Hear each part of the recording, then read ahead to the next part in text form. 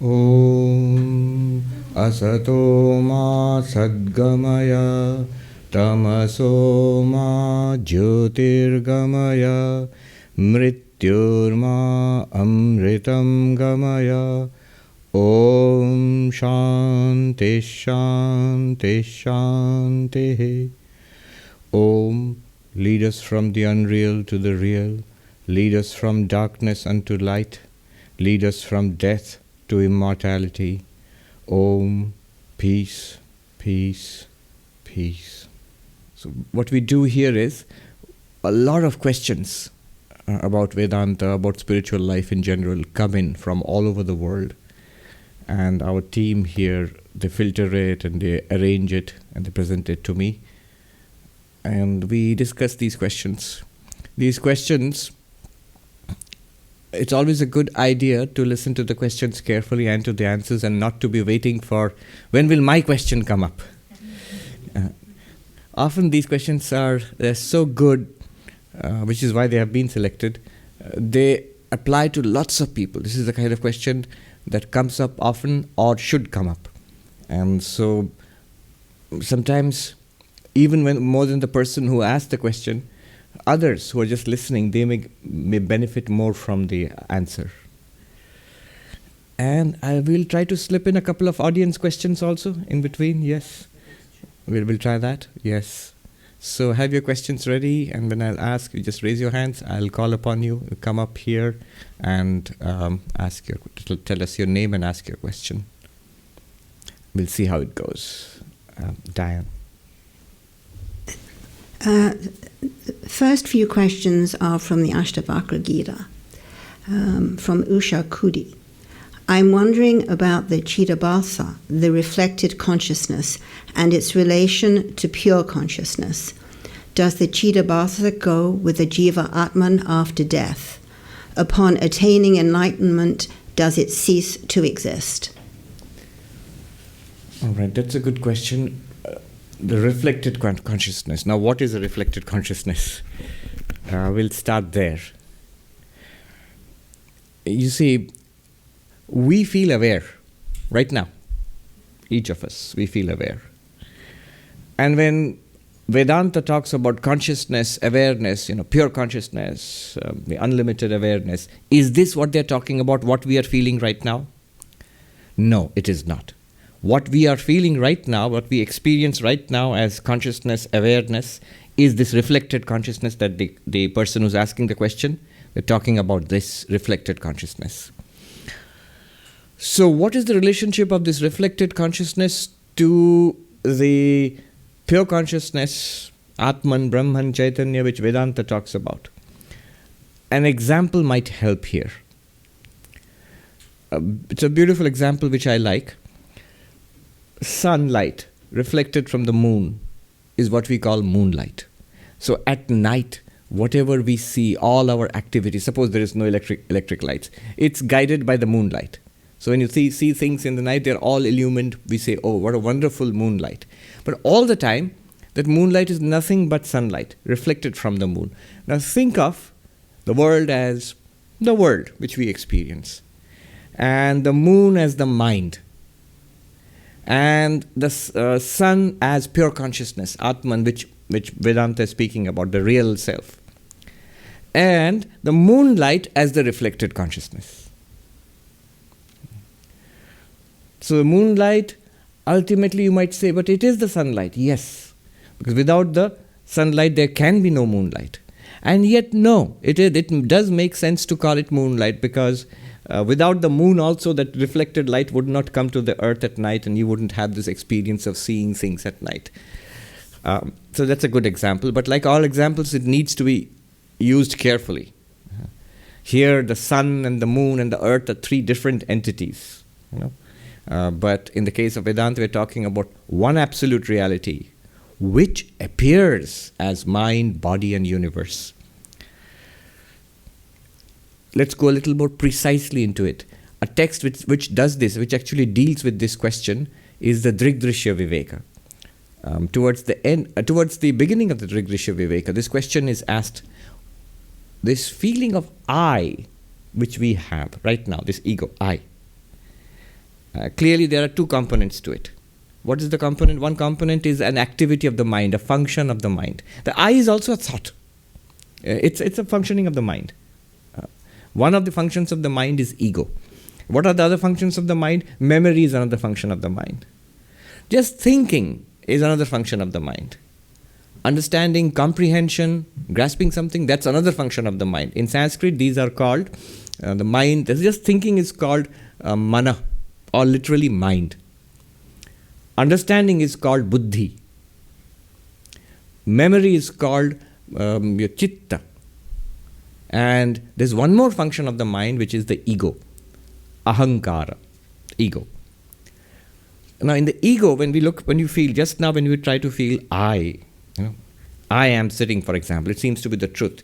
That I in the I am sitting, that I has these two aspects. One is a function of the mind, the other one is awareness. It's always suffused with awareness. It's an aware I. Right now, you feel it?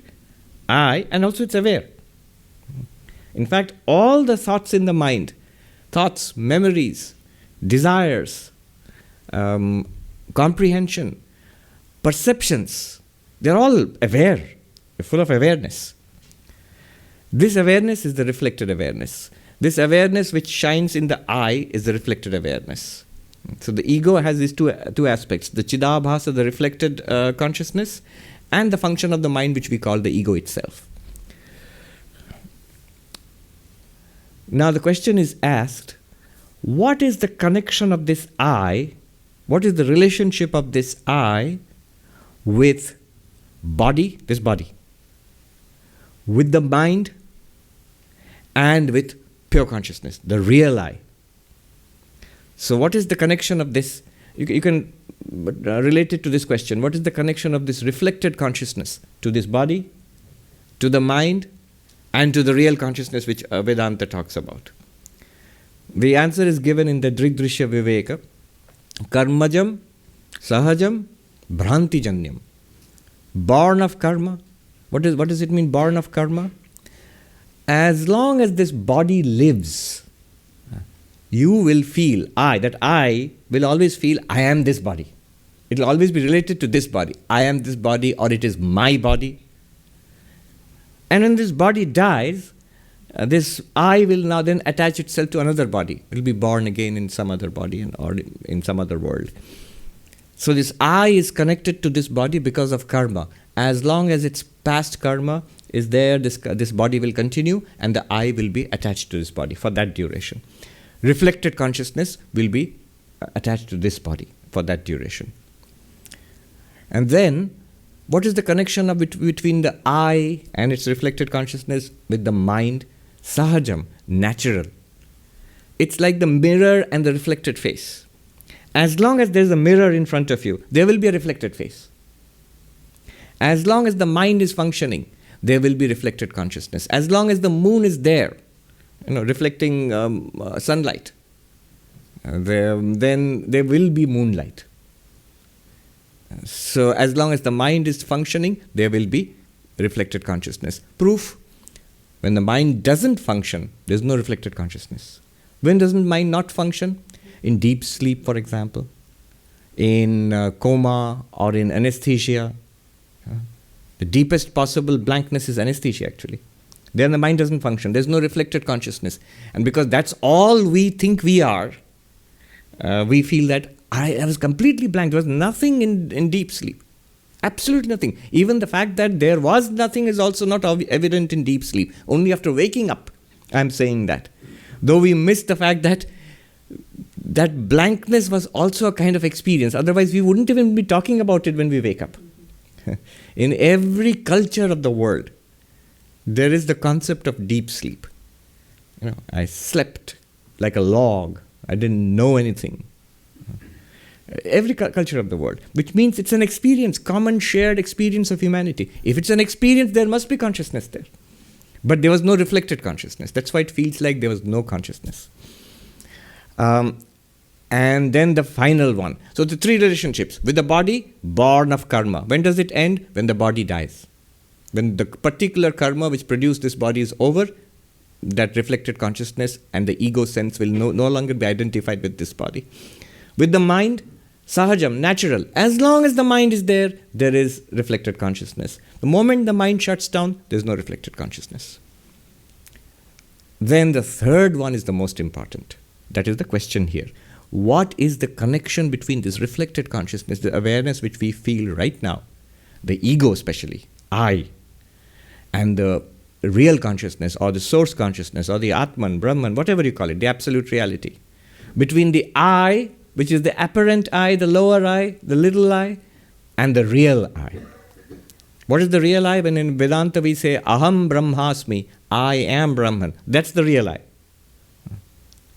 I am this body, mind, this personality. That's the apparent I. We consider this to be the reality, and that's our ignorance, that's our delusion. But what's the relationship between this I and that real I? Between reflected consciousness and pure consciousness. And the answer is stunning. The answer is Bhranti Janyam, born of error. The answer is the only relationship is stupidity. In Hindi, one sadhu said, in Uttarakhand, Bevkufi matra hai Mahatma Ji. It's only your stupidity, O monk, that we think there is some relationship between, there's some connection, real connection between pure consciousness and the reflected consciousness.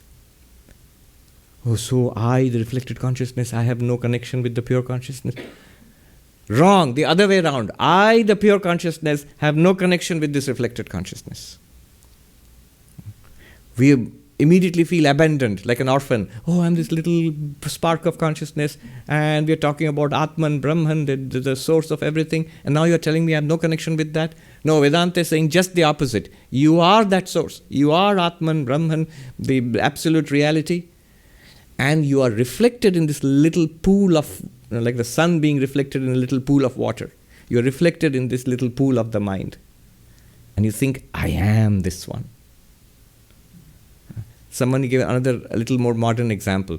A scientist looking through an electron microscope or something, trying to isolate this little virus or something, a little bacteria there in the culture, a petri dish.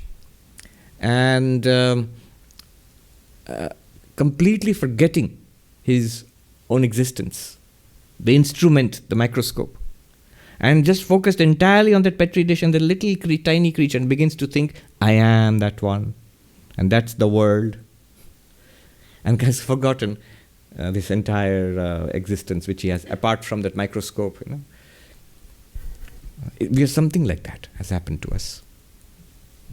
And it's right now, we have this infinite awareness, but reflected in the mind shining with my own reflection, I have become so entranced by that play, I've forgotten my existence. It's like looking into a mirror. Here's the mirror, there's the face. I am that. But I completely forget this. See, why this happens is, the face in the mirror has one advantage. It's not your real face. The real face is here. The face in the mirror has one advantage. What is the advantage? You see it. It is because it's apart from your real face, apart from your eyes can objectify that face. What is the advantage of reflected consciousness? It has an objective feel to it. You feel aware. But what is being reflected there? It's a good exercise, a difficult exercise, simple but difficult, is that turning away. How do I discover, how do I go from the reflected face in the mirror to the real face? That turning, that's the reflection. Here is the reality, which is what I'm seeing reflected there. This is the consciousness which I feel in every thought, in every idea, memory, desire, in every emotion, in every perception. I feel aware. What from that awareness to its source? That is the journey. Okay, we'll leave it at that. Does it cease at death? Does it go with, what was the thing? Does it cease after enlightenment? Upon attaining enlightenment, does it cease to exist? Now think about it. You can answer this question. Here's the mirror and my reflected face in it. Somehow I'd forgotten this is my real face. My face is so beautiful that I've become entranced with the reflection, my face in the mirror. And so, or maybe so terrible that I'm so worried about that face. And later, that face is looking so terrible. It looks either terribly miserable or very, very happy. In both cases, I'm entranced with it. I've forgotten my real face. Then I discover, with some face Vedanta, I discover, oh, that's not me. I am not the mirror. I am not the reflection. I am the one which is being reflected. I discovered that. All right, now let's answer this question.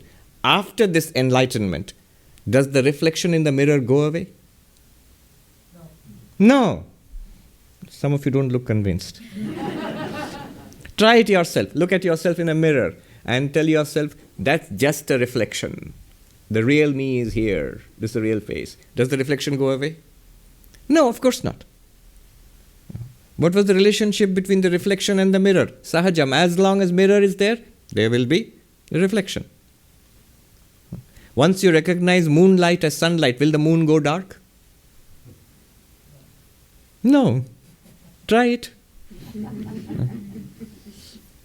You'll be very unpopular if you make the moon go dark like that. I saw this cartoon once.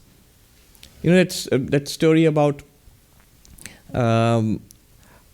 vampires can't stand sunlight. Count Dracula, that story is there. But I saw this wonderful cartoon, this is delightful.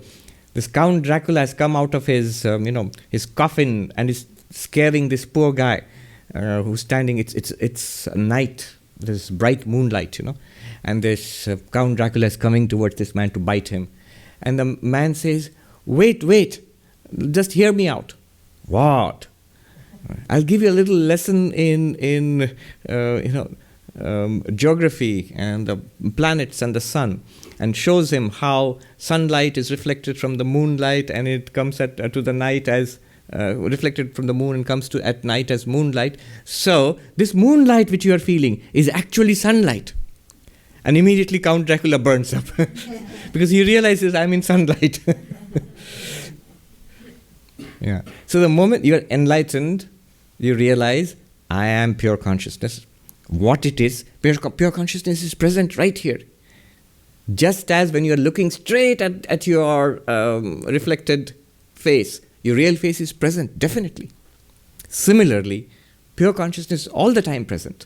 When we realize what we are, not this little I which is we are feeling right now, but the witness of the I realize that I and the reflected consciousness will not go away. But I will no longer be trapped in it, I will no longer be attached to it, I will no longer be identified with it. I know what it is. And then you can use it to be in the world and enjoy the world. That is called Jivan Mukti, liberated while living. That's the goal of Vedanta. All right, next one. After this, we'll take a question from the audience. This question is from Swati. The dream is understood as a dream only after waking up. The state of waking does not result in experiencing the dream as a dream. When the dream is playing, there is no place for the waker. Similarly, how is it that the knowledge of pure consciousness will change the perception of my current reality? Underlying this question is a feeling that just as I wake up out of the dream and come to my waking state, and then only I look back upon it and say, oh, that was just a dream. Depending on what kind of dream it was. If it was a nightmare, you say, oh, thank God, it was just a dream. But if it was a very nice dream where you won the lottery, you'd say, oh no, it was just a dream. But you say, after waking up, you say it's just a dream. In the waking state, you're no longer experiencing the dream. Now, if in this state you become enlightened, that's the question. How will you experience this state anymore? You must be in an enlightened state. Only then you can say this, what I saw earlier was false. Now I am Brahman, Atman, whatever it is. No, that's not what it is. That's why examples are very helpful, and often the only way in non-dual philosophy where language fails. So examples, metaphors, similes are helpful, but they're also dangerous because they can mislead. The master who is using those examples to illumine us knows how to deploy those examples. He knows exactly what those examples are supposed to illustrate. But we don't. So we may take it in a completely different sense, what it was not meant to show. So here, what is this dream example meant to show and what does it not show? What it does not imply. What it is meant to show is, just as we come out of the dream into the waking and then we realize the dream was an appearance, we experienced it, but that was not the reality. Compared to the dream, this is the reality. Oh, I did not go there. I'm sitting in my bed. I did not meet that person. I'm completely alone. I was sleeping in my bed. That's what we realize after waking up. So this much is meant to be illustrated. The moment we become that enlightenment, the breakthrough comes, we realize we were, we are, and we always continue to be this pure, unlimited being awareness, this presence which is continuously shining. This is what we are. But what it is not meant to illustrate or demonstrate is that we shifted a state. We went from the sleeping state, the dream state, to the waking state. So now when we become enlightened, will we go out of the waking state into some enlightened state? Just as in the dream state, when we went to the waking state, whatever we were experiencing in the dream, as Swati writes, everything stopped. We are not experiencing those things anymore. And we can look back using memory and say that was a dream. Will that happen to us when we become enlightened? Doesn't seem to be so. Look at the lives of the enlightened ones. They seem to be exactly in the same state as we are. By that I mean, they see us. Do they go around saying, I can't see you, I'm enlightened? I can't hear you, I'm enlightened. Oh, enlightened master, this is my question. I can't hear you, I'm enlightened. I'm in a different state altogether. You belong to the earlier waking state. My reality is now the enlightened. Nothing of that sort ever happens. The enlightened one sees us, hears us, can recognize us, can interact with us, seems to be in full possession of his or her faculties and working through the body as before. So the change of state from dream to waking is not meant to be, is not implied when you use the dream example. Enlightenment means waking up here and now. Waking from waking, let us call it. You are waking, but this is from an enlightened perspective, this is like a dream walking or daydreaming. You're snapping out of it and you come to a reality which is already there. And the state does not matter. You can fully function in the waking state. You can use this body, you can see, hear, smell, taste, touch, you can experience everybody all around, but you know what it is for the first time. That it is one reality appearing as many. Many bodies appearing, many individuals, personalities also appearing, a lot of interaction with the living and non-living, the material universe going on. Underneath it all, it is one consciousness or one being, and you are that one being. You are that oneness of this existence. Just as, here the dream example is useful. You look back upon your dream and you realize all the places you went to in your dream, all the people that you saw in the dream, all the things that happened in the dream, including the body which you were walking around in the dream with, all of them were products of your mind. The mind alone was appearing in all those ways. Similarly, you, the Atman, Brahman, whatever you are, whatever you call it, you are appearing as all this. And while appearing as all this, you can go on interacting. There won't be any problem at all. You can even use language just like everybody else. Once people begin to understand this, they start speaking funny. I've got emails like this. I, the undivided one consciousness which is the same as you, identified in this body, in this present life, in this appearance, body appearance, and given the name Mr. Mishra, I'm writing to you. Vedanta actually says, I know he's trying to be precise, but you can't talk, you can't interact with people in the way if you start talking like that. Vedanta says you can actually use ordinary language, just like everybody else. In Panchadashi text, there is this question of what does I refer to? When you say I, And he says there are three meanings. Two meanings which are used by enlightened beings, and one meaning which is the rest of us use. What is that one meaning which rest of us use? I, this person, that's it, this body mind. Here, it seems direct. Just point to yourself. I, what does it mean? I. What are the two meanings in which the enlightened beings use it? First meaning, for the enlightened one, I means Brahman. I am Brahman. I am pure, unlimited consciousness. Being awareness. It's very clear to the enlightened person. What is the second sense of the I? This body-mind. But it's different from the way we use it. We use it as a truth. This is a fact. Even unexamined fact. And even when I examine it through Vedanta, it still seems very real to me. This connection with the body. But for the enlightened one, it's not a fact. But it's a, what you call a relative truth. A transactional truth. In order to deal with us, the enlightened one can speak just like I am sitting, talking, walking. Once in a while they slip up. Sri Ramakrishna, you will see. He would say, I need a glass of water. My arm is broken. He had suffered a fracture once. But he also sometimes says, this. He refers to it as an object. So he's not acting there. That's what really it feels like to that person. Just like this. This. Even thoughts. This. It's not so difficult to understand also. We can also do it a little bit. But you don't have to talk like that. Okay. A question from the audience, the gentleman there. You can come here and tell us your name and then ask the question. Yeah.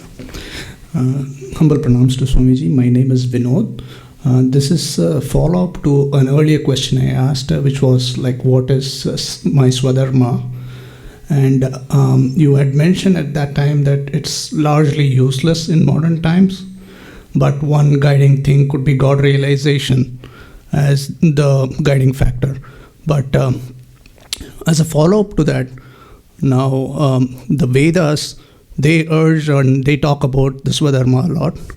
And Lord Krishna also, he urges Arjuna to do swadharma. So does that mean the Vedas are not useful in today's time? And does that mean Krishna's words are useless in today's times? How do I reconcile this fact, Swamiji? No. What I meant when I said that the way I was going to explain swadharma, that what I did that time, is largely useless in today's times, I did say that, is because of the breakdown of the varnashrama system. Remember how I explained the swadharma? Swadharma is the synthesis of 5 factors. Ashrama dharma, first of all, the ashrama dharma, then the varna dharma, then the varnashrama dharma, then vishesha dharma, sadharana dharma. Ashrama dharma means your stage in life. Yeah. Then that means student, householder, one of the 4. Then Varna Dharma, the various, the castes, Brahmana, Kshatriya, Vaishya, Shudra, and the subdivisions. That's how the caste system developed. Then the combination of the two. Are you a student Brahmin, or are you a householder warrior? Like Arjuna and Krishna both were householder warriors. They were Grihastha Kshatriyas. Then the 4th component was the Vishesha Dharma, special duties, special roles. So, yes, Arjuna and Krishna were, Arjuna was a householder warrior, Grihastha Kshatriya, but also a general of the army for the time being. That means there are certain roles to be played. Once you accept, I am the CEO of this company, I am the father in this household, then you have certain roles to play. You have accepted it.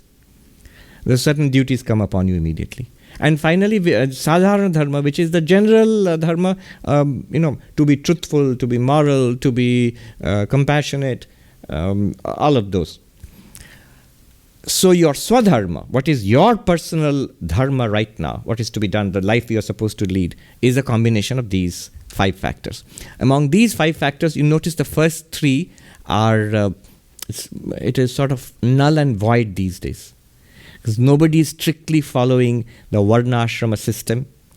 And although there's a deep wisdom in that, and even if one does not follow it, even if society has deviated or changed, I won't even say deviated, has evolved away from it, the inherent wisdom doesn't go away.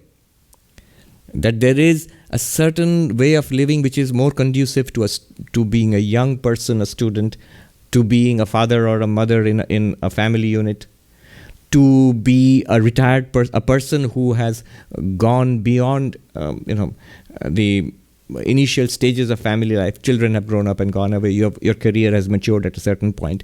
That level of maturity, there's a certain way of wisdom of living there, which is not the same as when you were 20 years old or when you were 30 years old. So the inherent wisdom in these varnashrama is always there. It doesn't disappear. It's just that our society is no longer, it doesn't apply that anymore. But the Vishesha Dharma and Sadharana Dharma continue to apply. The special duties in life which come upon us with special roles, and the general ethics of being a human being in a human society, those are always there. They are always there for all time. All right. So that's why I said it's not applicable. Not what Krishna said thousands of years ago, that is useless. No, it's not useless. It's deeply true. It's true that swadharma is important. But what is not applicable now is the way I analyzed it, the way it used to be understood at that time. That understanding is more or less void nowadays. Because you would directly try to say, I am a Brahmin and I am now going to be the CEO of a company. Well, a Brahmin should not be a CEO of a company in a traditional system. Then you have messed it up already then. But that does not work these days. It's meaningless now. But does that mean Swadharma concept is not working? No, Swadharma is very important. It's just that we can't analyze it properly anymore in those terms. So that's why I said a general principle is better. That which takes me towards God realization is Swadharma. That which takes me away from God realization, from enlightenment, is against Swadharma. Yes. So that's a good principle. All right. Thank you.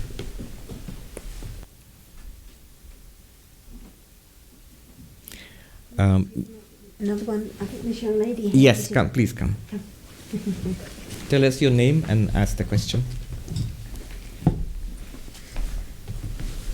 My name is Prija, and my question for you is that for children, how can we keep them involved with the spiritual concept or concept of Vedanta at an early age, especially when they feel that it is not so cool? Mm-hmm. Yeah, that's a very mom question.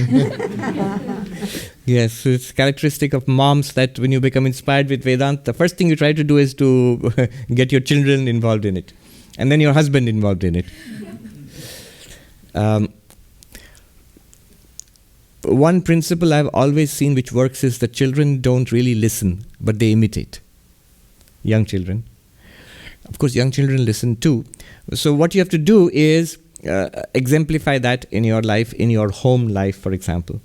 So is there a certain time set out for meditation, for example? Are there pictures and icons of gods and goddesses there? Is there a time where you sit for a little ritualistic worship? And do you involve them in that? It's your duty to set up the flowers today. It's like play. And children love a little bit of responsibility. If they think that this is an important job for mom and she's relying on me to do it, you'll see they love doing it. Now, or at least today it's, in the evening, you put the incense in front of the shrine. Learn a few verses of the Gita. If you're from a Hindu household, for example, learn a few verses from the Gita. Nowadays, there are more organized efforts to do this, like Sunday schools, which are popular in the United States. There's one in New Jersey, which is wonderful, the Vivekananda Vidyapit. 800 kids study there, Saturdays and Sundays. So, yes. So these two things. One is at home, and the other one is a structured, organized approach if you can do it. Up to the age of 12, 13, I was being funny when I said it's a mom thing, but it's a great gift that one can give to a child. Once we realize how important it is. And by the time of, say up to 10, 11 years, you can do it actually.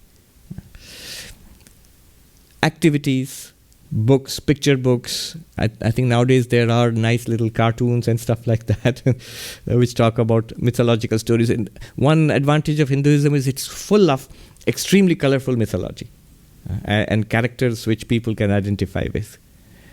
So yes, one thing which we found which worked was in the IITs, in one of the IITs in India, one Swami told me this.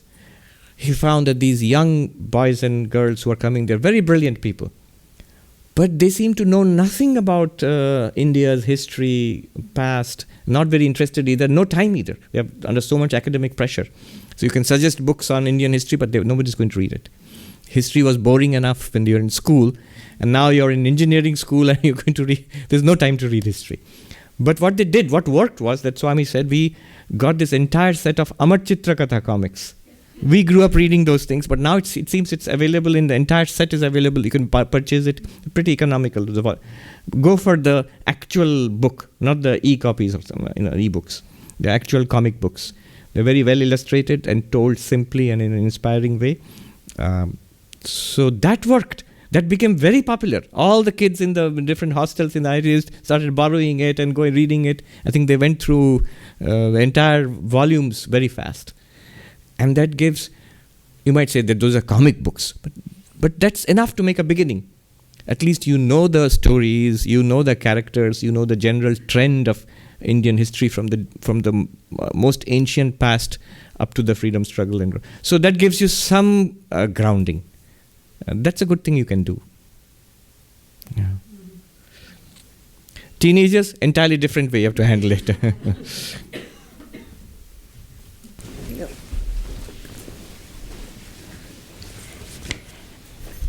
This question is from Kailash Mati.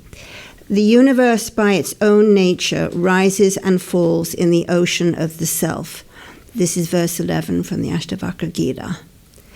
If the universe is spontaneously rising and falling, does it have a nature that is separate and excluded from the self? Or is the self willing the rise and fall of the universe? Neither. But I know what verse you are referring to, the 11th verse of that particular chapter which we did in the retreat. Vishvam spurati yatredam tarangaiva sagare.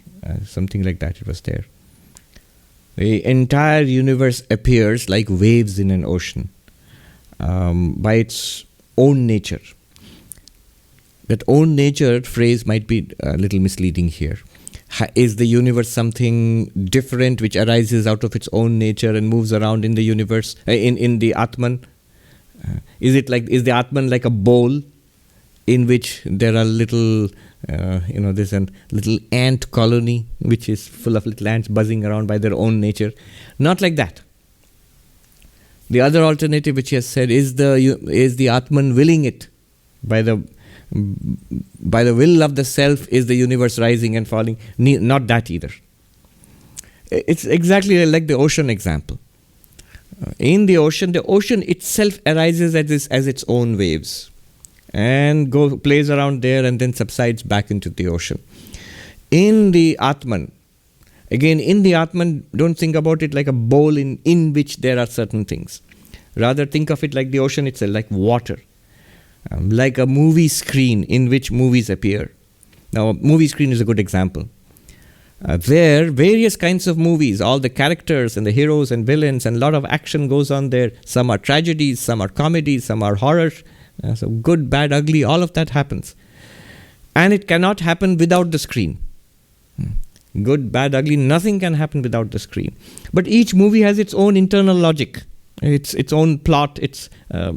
It'll be projected just the way it is. So that is what is meant by its own nature. By its own nature means in the universe itself, in this appearance, there is an internal logic. In Vedanta, we call it the law of karma. Why only Vedanta? All the Indian philosophies, they call it the law of karma. And one might say, I don't believe in that sort of thing. You don't have to believe in it. It's causality. Instead of karma, let me call it causality. And they say, oh yeah, causality, of course, I believe in causality. Causality is causes have effects. What we set in motion will have certain effects. So this cause-effect relationship is internal to this world. Anything in this world, if you ask why, I can give you because of this. The moment you ask why, the why question will have a because answer. Why is the grass wet? Because it rained. Why did it rain? Because there were clouds. Why are there clouds? Because of evaporation. Why is there evaporation? Because sun. Cause and effect. And that you extend to human life a little further. If you extend it to the realm of morality, good and bad, it's still causality. But what Vedanta says is that's all internal to this world of appearance. That's all internal to the movie. What Vedanta wants to say is that the whole thing, including the cause and effect, is an appearance in the Atman, of the Atman. You, that unlimited being, you appear as the dream of this universe. In the dream, there is a certain causality involved.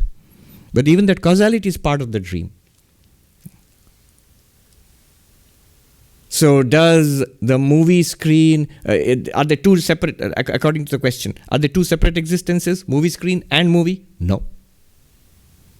Ocean and waves? No. There is no movie apart from the movie screen. It won't work. There is no waves apart from the ocean. It won't work. So it is the same thing. Again, the question was, does the self will the universe to arise? Does the self want that the universe should arise in me and play around in me? Does the movie screen want that there should be a tragedy now? There should be a comedy next? No. It's the very nature of the movie screen, let's say, it's not a good way of, if you extend the analogy too far, you end up in saying silly things. It's the very nature of the self or pure consciousness to appear in this way. You might say, why? You can be an obstinate little boy and ask, why? Why is it the nature of the self to appear as this universe, or the nature of Atman to appear as this universe? One Swami gave a very nice answer. See, what's the nature of the eyes? To see. It's constructed in such a way that it will see. Now, imagine a little kid looking up into the sky. There is no surface which the eyes can light upon and see. So the child imagines the sky to be an inverted blue bowl. It looks like that. The eye projects its own, because the eye has to see. To see, you need something to see. But when you look out into space, there's no thing, no object to see. So it's a kind of illusion that it looks like an inverted blue bowl. Similarly, consciousness. What is the nature of consciousness? To experience. But according to Advaita Vedanta, apart from consciousness itself, there is no other thing to experience. But consciousness is not an object. It cannot be experienced. So consciousness tends to project its own object, which it experiences. Those objects which appear in consciousness as apart from consciousness are actually nothing but consciousness. And if you track it carefully, one begins to get that feeling. Look at this universe. Let me put it in 3 stages. Look at whatever you are experiencing in this world. Seeing, hearing, smelling, tasting, touching. All of these things are presented to you, the consciousness, step 1. In you, the consciousness, step 2. And it is nothing but you, the consciousness, step 3. So the answer to this is, neither is the universe something different from consciousness, from the self, nor is the self willing it to happen. It is an appearance in the self, because it's the very nature of consciousness to experience, and it appears as its own object. Let's put it that way.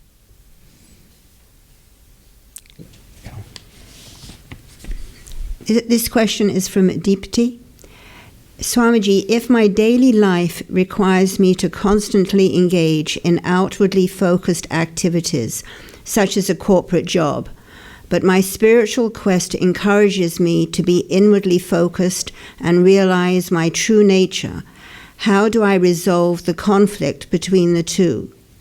Will I fail to make any meaningful progress in my spiritual journey until I give up working and engaging in the world outside?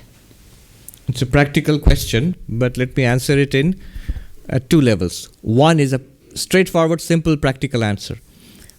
Is that a routine? where you take little bit of time and energy out of your daily grind, your responsibilities in your corporate career, your responsibilities in your family, in your community. You take a little bit of time out of that, morning and evening, in a structured, consistent way, and use it for meditation, for study, for prayer. One of our senior Swamijis used to say, the slogan is, work is worship. And I'm going to end up saying that work is worship, so how to spiritualize your daily activities. But that Swami used to say that work is worship is fine, but it's the final stage. First, there must be work and worship, then work as worship, and then work is worship. Right away, to say that work is worship doesn't work. It doesn't work. You will find it's a good slogan, but it will be artificial.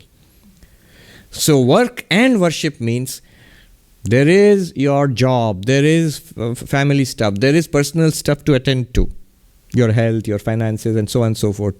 Everything to do in life, that is work. But there must be time set aside, energy set aside for scriptural study, for meditation and prayer, for a little bit of ritualistic worship. So, now this is the first part of the answer.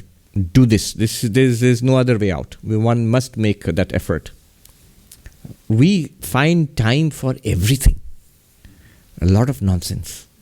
Swami Vivekananda said, the ancient monarchs, you find Krishna and Arjuna in the Gita, they were kings. And Swami Vivekananda said, they were in those ancient times, these monarchs, these emperors and kings, they were real kings and emperors. They were not figureheads like royalties, like the royalty today. The royalty today is more like celebrity, which doesn't have to do any kingly stuff. In those days, they were absolute monarchs, so they had enormous responsibilities and powers.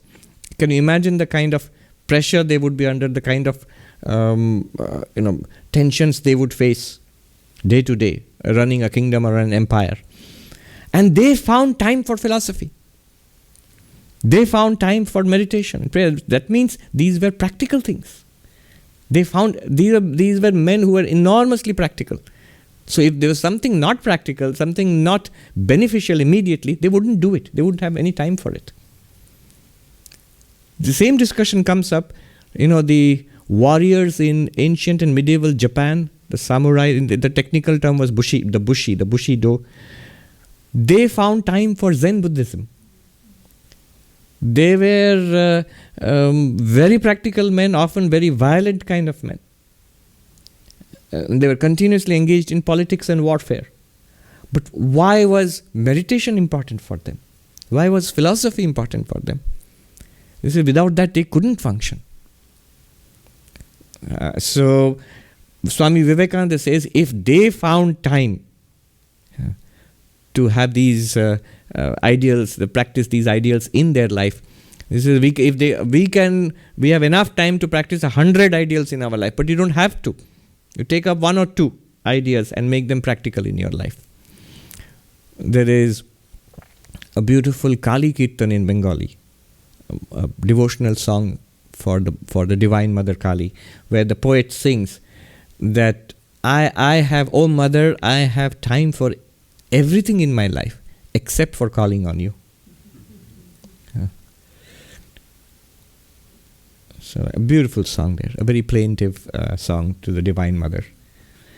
And the problem is, we have time for all these nonsensical activities. The price to pay is terrible, because at the end of life, the life is far too short anyway.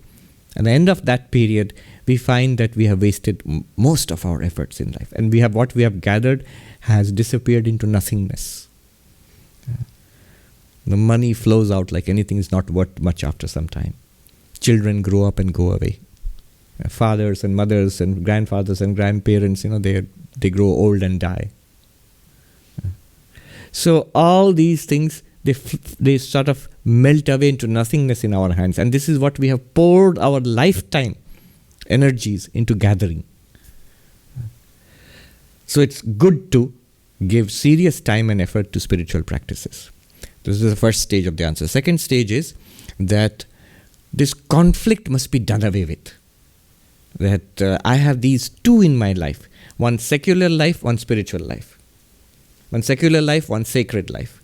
If you do this, what will happen is this division, then my life, the so-called secular life, will take up so much time and energy, there will be very little left over for spiritual life.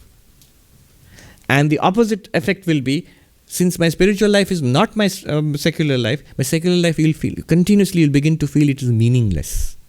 It is worthless. So the great teaching of karma yoga, which Krishna gives to Arjuna, that whatever you're doing in life can be done as a worship of God. Why can be done? It is actually a worship of God. It is. It's lamentable. It's our tragedy that we don't see it to be so. In the lives of the saints, you will find that whatever they did, every little thing they did as worship.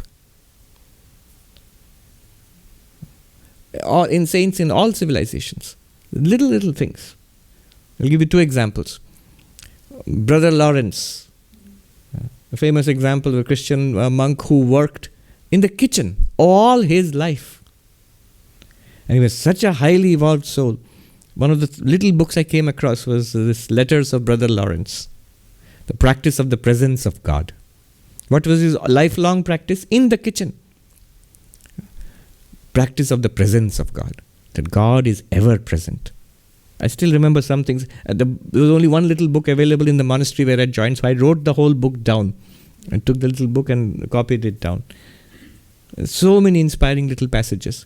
When one place he writes, so inspiringly, he writes that, my Lord, my God, you are present with me all the time, therefore I do good.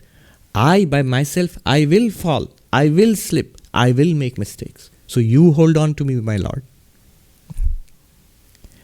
The presence of God is cultivating all the time, moment to moment. Another example, a small example, is this Zen students. Two Zen students went to a Zen Buddhist master.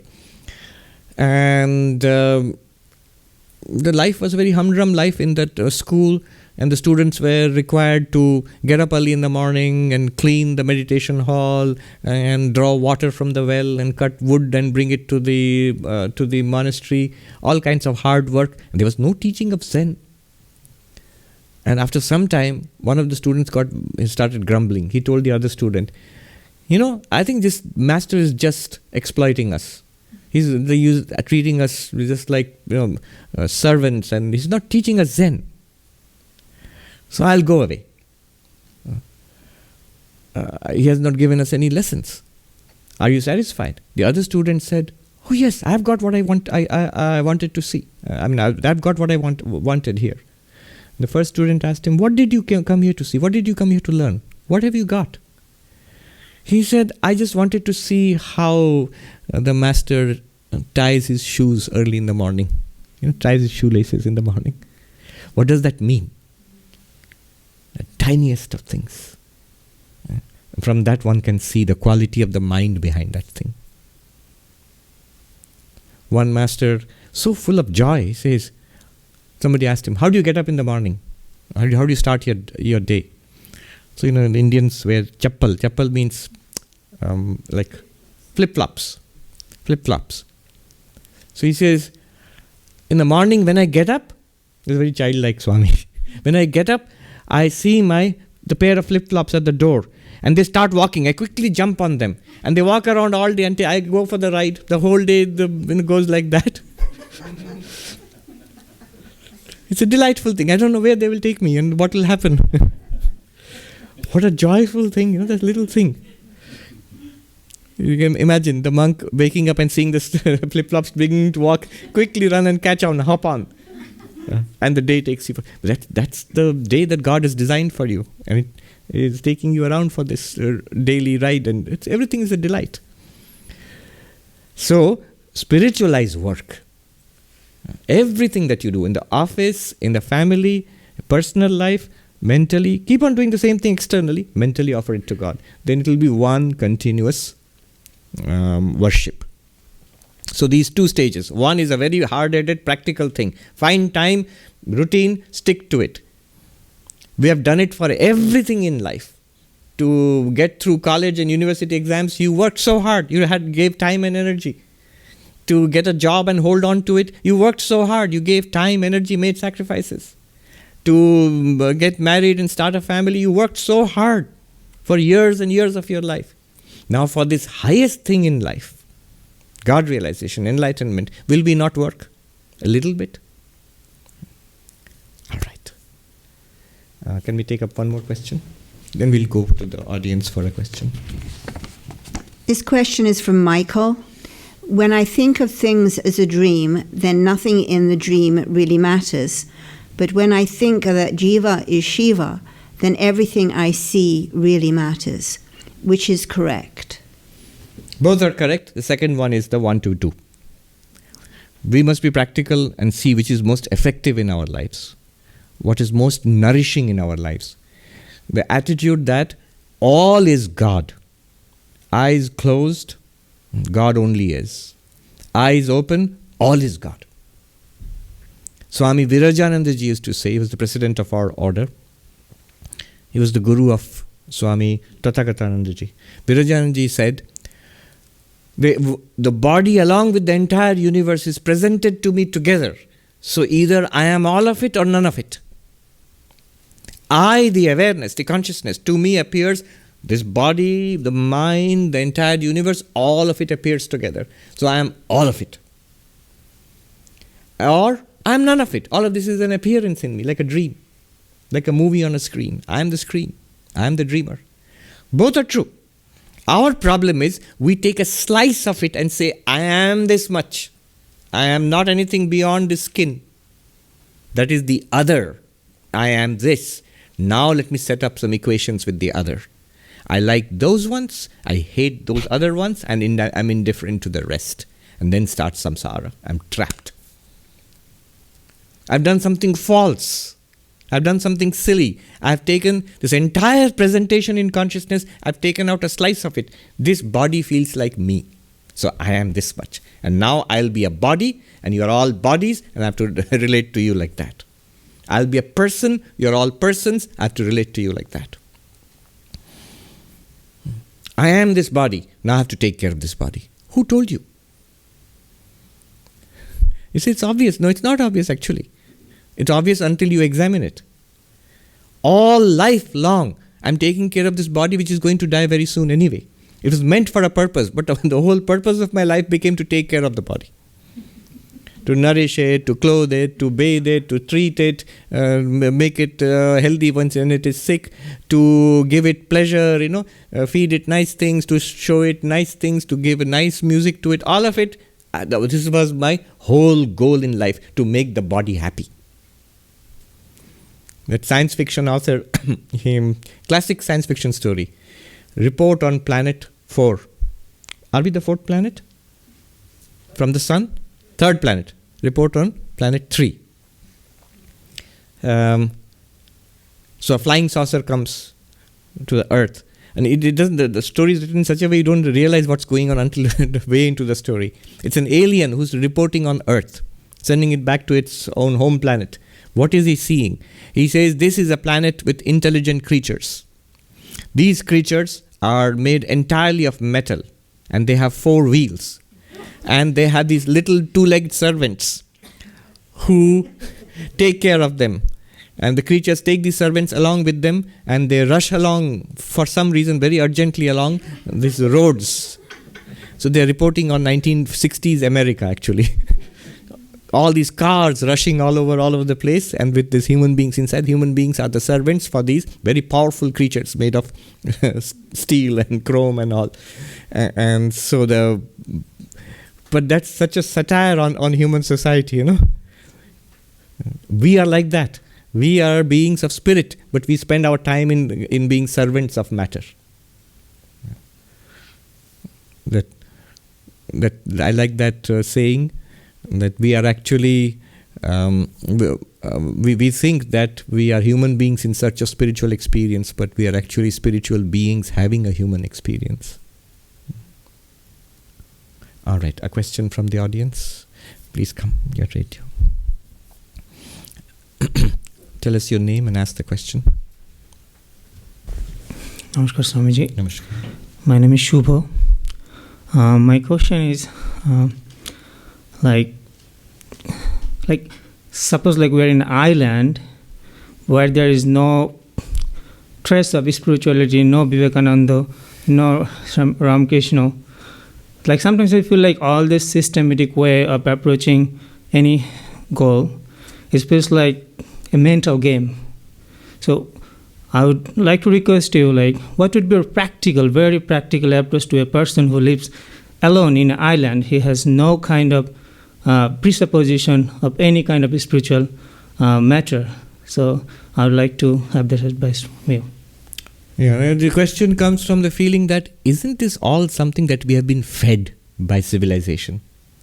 You know, thoughts of others poured into our brain. True, but what's the problem in that? Consider the case of the man on the island. Let alone spirituality. That man would have no access to science, would have no access to culture, would live a pretty joyless life basically. We assume but instinctively would feel hungry and will try to get some food from the island if possible. But that's all. He'd barely survive, if at all. Now, we are in a part of civilization, and that's fine. We develop art, culture, science, we fight wars and we make peace, we raise families and towns and cities and nations. Along with that, we have philosophy and spirituality. What's wrong with that? It is thoughts of others, but it's only when I think of myself, I am a little individual, I'm being influenced by so many people. But actually, are we just this little individual? Much greater than this little individual, aren't we minds? And much greater than minds, aren't we awareness itself? Notice, as individuals also you might say, I am this body, but I am being influenced by matter all around me. I'll stop breathing. I won't take any air from outside. I will stop eating. I will not take any matter from outside. I won't go any further than that. But no, you can't do that. You are actually already completely interconnected with everything. So there's no harm in that. Also, if you think that there is, if we believe, as we do believe, God exists. And so there is a power behind this universe. So that power will make sure that we progress on the path to enlightenment. If we are this infinite being and we are reflecting ourselves in this body-mind, we will make sure that one day we will reflect ourselves in a body-mind which will give a truer reflection of ourselves, which will be an enlightened body-mind. And that's the game that's going on.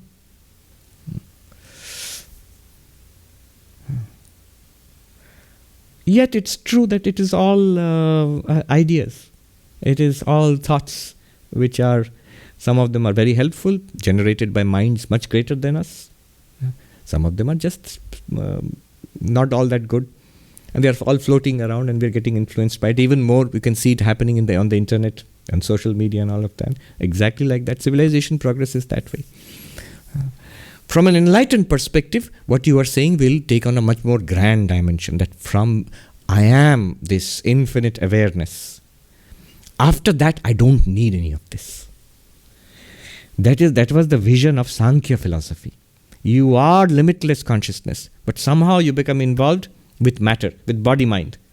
And now what the universe, what Prakriti, nature does is, it helps you to become enlightened. It gives you a series of experiences, lifetime after lifetime. You, that consciousness, will give you a series of experiences until you get that final liberating experience and you are free of material nature. A very beautiful story, touching story is told, and a very ancient story. Imagine a vast, trackless desert. And there's this old woman who, from time immemorial, what is she doing? There's little babies she has to take across this hostile desert. She carefully protects those babies one by one. She crosses the desert again and again and again, timelessly, and delivers them to safety on the other side of the desert. Who are those babies? Us. What's on the other side? Enlightenment and freedom. Who's that old lady? Mother Nature. Because Sankhya will not accept divine mother or anything like that. Just nature. Nature does that for us. Part of that is the process you're talking about. But if you're saying all of this is just, there's one thing which one needs to guard against, is being unduly influenced. A little bit of independent thinking is always good. Schopenhauer said, the German philosopher, he says, a weak mind is like a soft pillow. Like a soft pillow which retains the impression of the last backside that sat on it. A weak mind retains the impression of the last book it read. Read everything, hear everything, but maintain a fierce independence. That independence will be the one which will help you to become spiritually advanced. Yeah, good question. You want to come? Yes.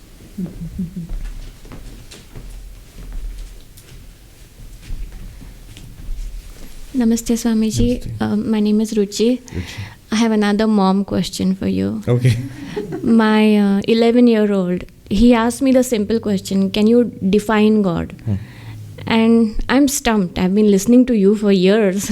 I throw all these Vedantic terms at him and it makes he likes to think that he's very scientific and analytical and that you guys you can't even define God and you're asking me to, think about it. So how do I define to an 11-year-old? I would reply forget God. What are you? What are you? Are you just this 11-year-old body? But weren't you 10 years old last year? Weren't you 5 years old 6 years ago? Weren't you 1 year old 10 years ago? Which body are you? Are you all of them right now? Impossible. Are you 1 year old and 5 year old and 10 year old and 11 year old right now? Impossible. Are you a mind? Thoughts, feelings, ideas? Those ideas which you have now as a smart 11-year-old grown-up boy, did you have them when you were in kindergarten? No. The kindergarten mind was enormously different. Does a baby in the pram have those thoughts? The scientific thoughts which you have in your mind? No. But you had a baby's mind 10 years ago. So are you the mind? Well, I was all of those, but won't you saying that, wouldn't you say you were that baby, you were that kindergarten kid, and you are the smart 11-year-old now? Then who is that you? So the answer, obviously, the kid won't be able to give the answer. We can't give the answer ourselves. So you have to find out the answer for yourself. But that is an answer I would give to anybody who asks me the question, define God. In Advaita Vedanta, you are God. If you know who you are really, you will find God. Once Sri Ramakrishna says, Manush nije ke chinte parle bhagwan ke paye. If a human being, if a man realizes who is, recognizes himself, comes to know himself. If you come to know yourself, you come to know God. All right. A simple definition of God, which is given in all religions which believe in God, is there is a power behind this cosmos, behind this universe. Behind means not physically behind like a curtain. That which gives rise to this cosmos, in which exists this cosmos, into which this cosmos finally disappears and comes up again in this cycle. If you ask, so science doesn't say that, but science has just gone up to a kind of a paradox, What's the first thing the deepest thing that science can say about this physical universe?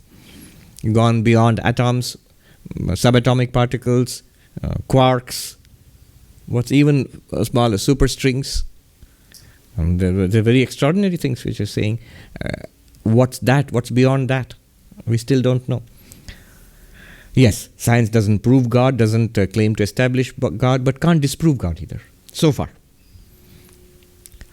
The thing is, when you talk about God in religion, you have to admit this clearly, that there is a certain amount which we don't understand when we take on faith.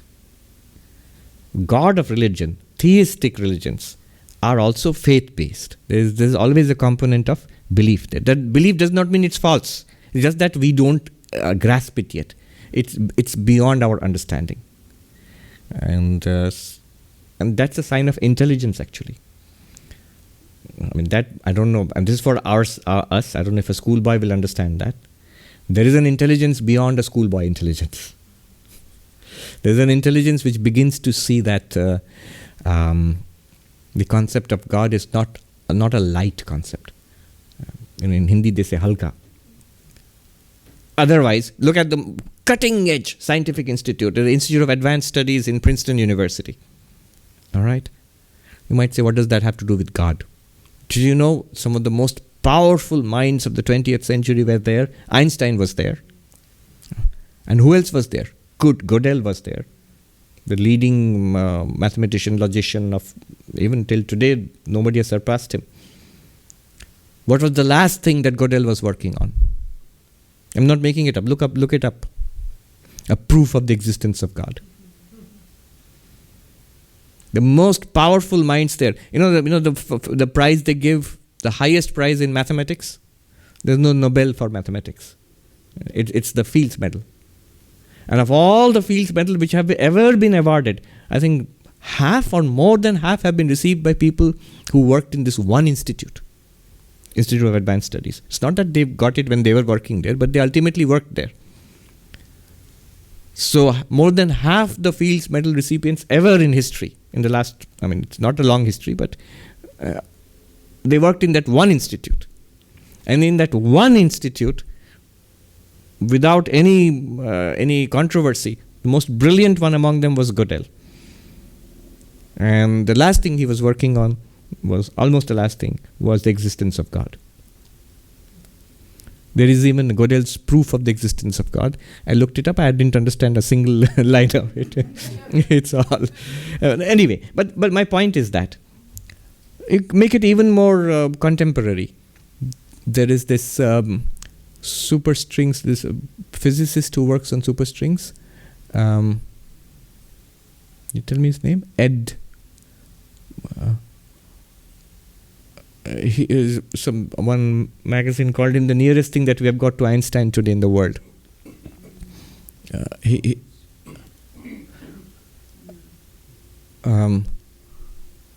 I always forget his name. He is the most extraordinary, I think, one of the most extraordinary living theoretical physicists in the world. Ed Witten, yes.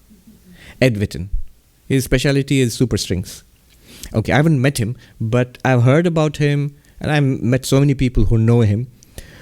But what I'm pointing to is, if you look him up on YouTube, Ed Witten on consciousness. Consciousness is not his subject at all. His field is theoretical physics,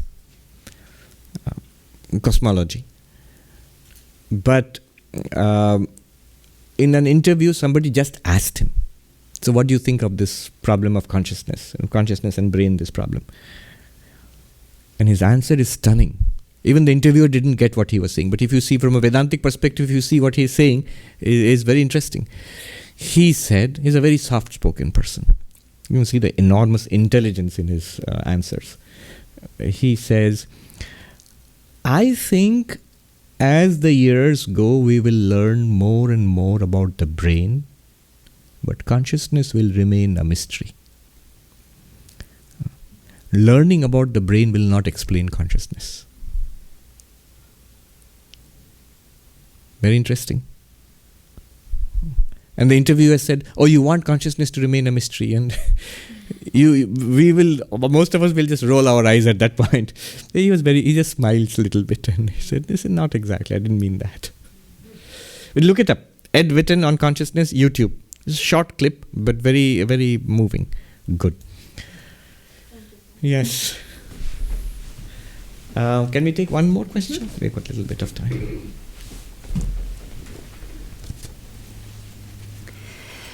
This is from Rama Hariharan from New Delhi. Swamiji, I was listening to your video, Meditate Better. I have one question. What is the relationship between a pure mind and a scattered mind? You have pointed out many times that to deal with a scattered mind, we must do meditation, and to deal with the pure mind, we must do karma yoga. My question is an impure mind by default a scattered mind?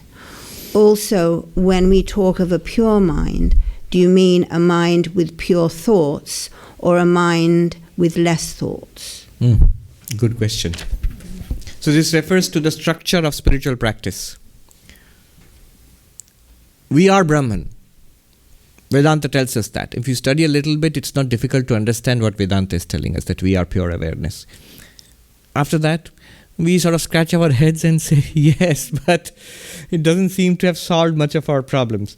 So that's ignorance. Ignorance means not knowing it to be a reality. Even after reading about it, we seem to know the words, we seem to know the concepts behind it, but it still doesn't feel like a reality. That's ignorance about our real nature. We don't feel that we are pure awareness, immortal consciousness. We still feel we are this little body mind. How is that solved? That is solved through Vedanta, the way of Jnana Yoga, the yoga of knowledge. And the practice for that is Shravana, Manana, Nididhyasana. You systematically study and listen to Vedanta, think it through, and meditate upon it. We still scratch our heads and say, yes, but we've been doing it for many years, Swami, and doesn't seem to have made much of a change in our lives. Well, then there's the next level of the problem, which is called, a deeper level of the problem, which is called, not deeper level, let's say a little less deep, more surface level of the problem, which is called scattered mind, vikshepa, scattered mind. The mind is unable to grasp these things. We are studying, we are listening, but it doesn't sink in. In Uttarakhand, in the Himalayas, they say, pachta nahi, you don't digest it. Swami Vivekananda used to call it assimilation. We are unable to assimilate what we are reading, what we are hearing. Why does that happen? Mind is scattered. So what is the solution there? Not more Vedanta books or arguments. There the solution is meditation. A different kind of meditation from the Vedantic meditation. The meditation is, technically speaking, Saguna Brahma Upasana.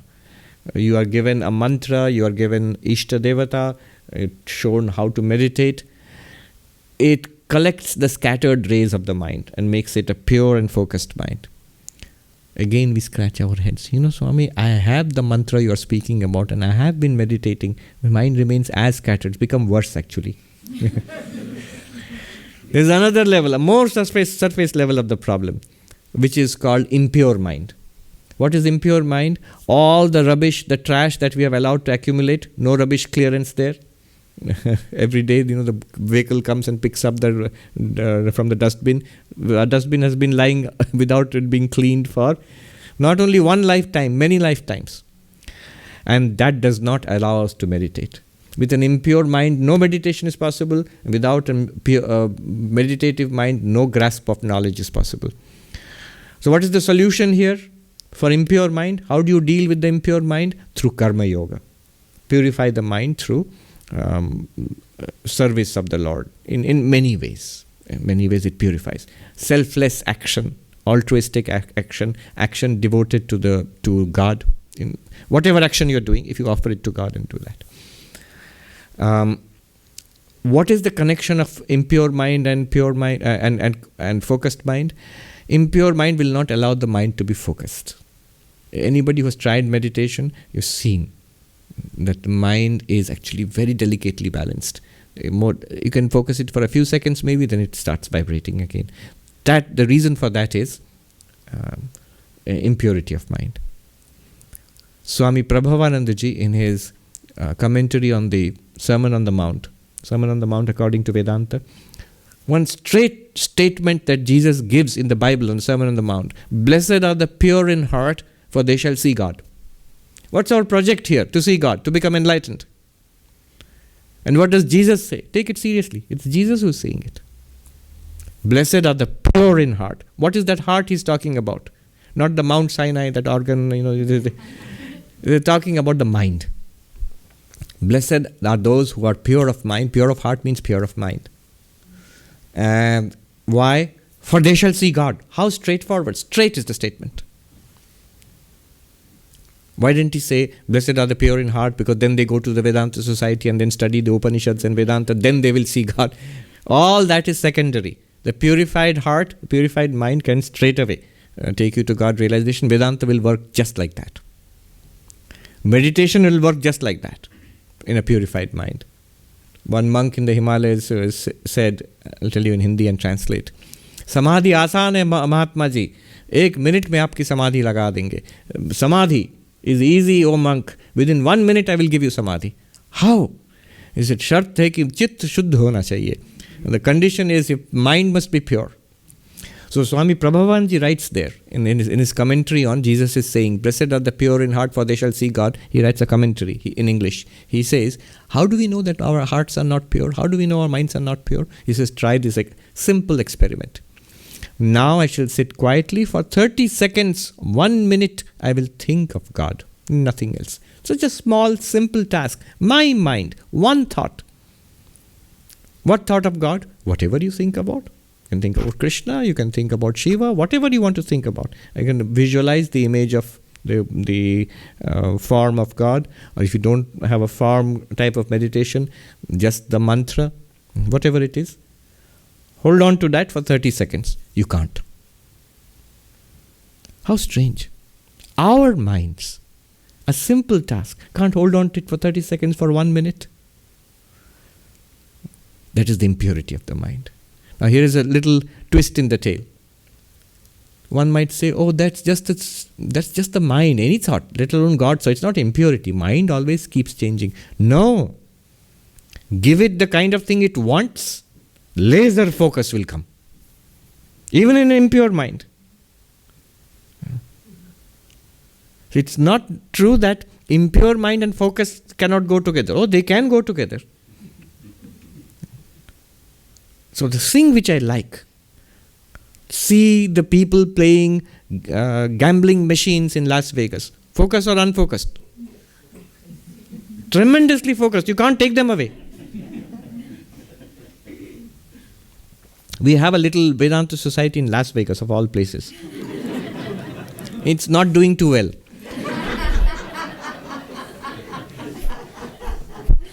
It seems the Swami Swahanandaji, when the proposal was given to him, he was in Hollywood. Proposal was given to him that we're going to start a Vedanta society in Las Vegas. He chuckled.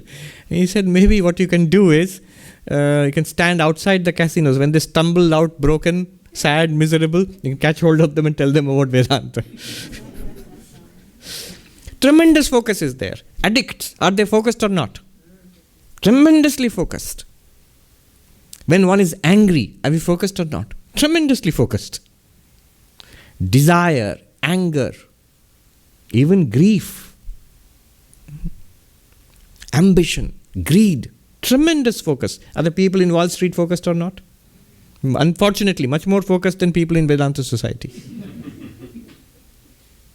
So what do you mean pure mind leads to focus? Focus on God. Focus on the Atman. This Vedantic focus, whether you call it Buddhist focus, Vedantic focus, Christian devotional focus, any of those things, they all work only with a purified mind. Worldly focus, you can have anything. Even kids get focused on their video games. Are they not focused? Tremendous focus. Tell them to the kid to do all this homework? No. Completely scattered. So, focus on the higher spiritual reality in whichever tradition, it requires a purification of the mind. Pure mind. Now, pure mind means less thought or pure thoughts? Both. Pure mind means pure thoughts and less thoughts. And I'll end with this example. Once, I was sitting on the bank of the Ganga in Gangotri, 10,000 feet high up. I remember I was eating an apple, half ripe. I was hungry. I still remember. There wasn't enough food. So there's this apple tree, and the apples were not fully ripe, but they're coming into seasons. So I would pluck them and eat them and sit on the bank of the river. One monk came up and told me not to do it. He said, "Daant kharab ho jayegi, Mahatma ji. Don't eat the apples in this season, it will spoil your teeth." Then he told me, you know the difference between a yogi's mind and a worldly mind? Yogi mind and worldly mind. I said, what? He said, look at the river. That was the rainy season. So there's a lot of water in the river. And it's dangerous because just the day before somebody had been swept away. It's a torrential, narrow stream, but very fast. And there are sharp rocks all over the place. So he said, look at this water right now, the river right now. It's fast. It's dangerous. it's plenty of water. And it's dirty. There are landslides, there's mudslides, so the water is brownish. Cold, brown, brownish with soil in there, and fast moving and unpredictable. And he says, it's dirty. You can't drink it. You can't give it to anybody else to drink either. You can't cross it. It will sweep you away. And there's a lot of water there. And the worldly mind is just like that. There are a lot of thoughts, fast moving and changing. And the thoughts are impure. They don't give you peace, and they don't give peace to people around you. You are not at peace, and people around you are not at peace from you. You are the culprit. And it's dangerous. It can make you do things to yourself and to others which you regret later. Imagine, I do something, why do I regret it later? That means what I did at that time was not entirely well thought out. So it can do things which you yourself will regret very soon. It's dangerous. People kill themselves. Just a simple, straightforward thing. Kill yourself. Why would you do such a thing? And yet so many people commit suicide. It's the mind. William Styron, he wrote Memoirs of Madness. So he was subject to deep depression. And at one point he tried to kill himself. In those days medications were not particularly good. So he writes in this, that importance of those memoirs is he is such a well-known novelist. He has this power to write very evocatively. So he paints a picture of what it is like to be in depression, deep depression, which is harrowing. But then he talks about his attempted suicide. Luckily he survived. And he says, now I think, why did I try to do it? There's no good reason at all. And at that time it felt, I have to kill myself. This life is so horrible. It wasn't. It's the mind. That monk, he told me that the worldly mind is dangerous like that. It will make you do things and destroy yourself and others. Then he says, you come in the winter, O monk, O Mahatma Ji, jare mein aiye. We come in winter. He says there will be less water because it's mostly frozen. So water is less. And the water is very clear, crystal clear. He told me that you stand, there's a wooden bridge which crosses the river there. You stand on the bridge and you throw, he said, chavanni, a quarter down there. And you can read the denomination of the coin under the water. The water is so less and crystal clear, like glass. And then he says, it is perfectly safe. You can cross. You can walk across. You can so safe that you can walk from one bank to the another. You can't. Don't try it. It's freezing cold. I tried it. I got frozen halfway through. Not there, another stream. Then he says, the water is sweet. You can drink it and you can give it to others to drink. Similarly, he said, a yogi's mind. There are fewer thoughts and the thoughts are all conscious. You want those thoughts to be there in your mind? They are there in your mind. The mind is pure. The mind is under control. It is good for you and is good for everybody else. It takes you towards your goal, gives you peace, and people around you feel that peace. So this is pure mind. In this mind, meditation is easy. I know a monk. So we went to the president. We used to go to the president of our order to get rosaries, for repeating mantras. So the system is the president of our order. He uses the rosary for a while and he gives it to us. In which we do. I have got one. Many monks, we have got one. A friend of mine, a very remarkable young monk. Well, not so young now. In those days. I heard about him. So they're all people today who are living today. I will not take names. But I heard when he went with another group of novices to the then president of the order. I'm talking about 16 years ago. 20 years ago. He went to get a rosary. The president of the order at that time, he gave the rosary to every one of them. And when he came to this particular monk, he looked at him suddenly and stopped and he said, he doesn't know him. There's so many young novices who have come. He said, you don't need to repeat a mantra on a rosary. You straight away meditate. And we know this monk. He is one of the most brilliant people we have seen in our lives. Extraordinary mind. So there are such minds which are already so pure, which can go straight to meditation. But and also it's extraordinary how the president of the order recognized it just by looking at him. Yes. Good. On that ennobling and inspiring thought, let us end.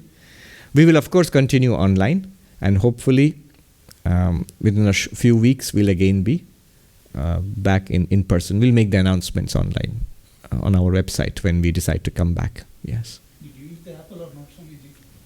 I stopped after that.